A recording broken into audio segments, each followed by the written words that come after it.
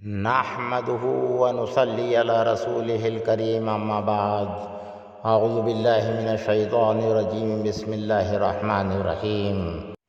جب کہ ابلیس آدم علیہ السلام کے خلاف آسمان پر خلاف بے شمار بے حساب ہو چکا تھا تو اس نے اللہ تعالیٰ سے ایک عہد لیا کہ اللہ میں اس کی اولاد کو اس کو ہر طرف سے بہکاؤں گا، چاروں طرف سے بہکاؤں گا۔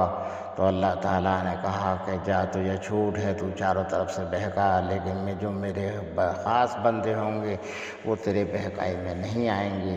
لہٰذا ہے یہ کہ آدم علیہ السلام سست ہو گئے کہ یہ کیا، چاروں طرف سے بہکانے کا وعدہ کر لیا اللہ تعالیٰ آپ نے، تو اب پھر تیری عبادت کیسے کریں گے؟ میری اولاد، میری آل کیسے تیری عبادت کرے گی؟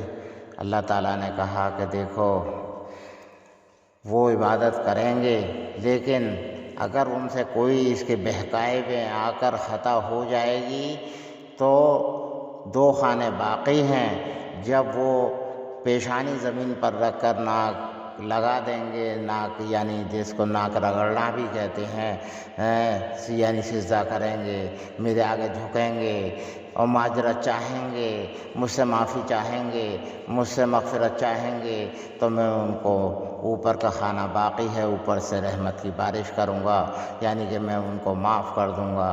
لہٰذا یہ ہے کہ آپ غور طلب کریں کہ اگر ہم سے کوئی معافی اگر غلطی ہو جائے تو معافی کے لیے اللہ تعالیٰ تیار ہے۔ لہٰذا یہ ہے کہ یا ایھا الذین آمنوا توبوا الی اللہ توبۃ نصوحا ان اللہ یغفر الذنوب جمیعا انہ ھو الغفور الرحیم۔ اللہ تعالیٰ جو ہے فرما رہا ہے کہ ایمان والو، اگر تم سے کوئی غلطی سرزد ہو جائے تو تم سچی پکی توبہ کر لو، اس تمہاری توبہ کا ثمرہ اللہ کے پاس ہے، وہ بڑا غفور رحیم ہے۔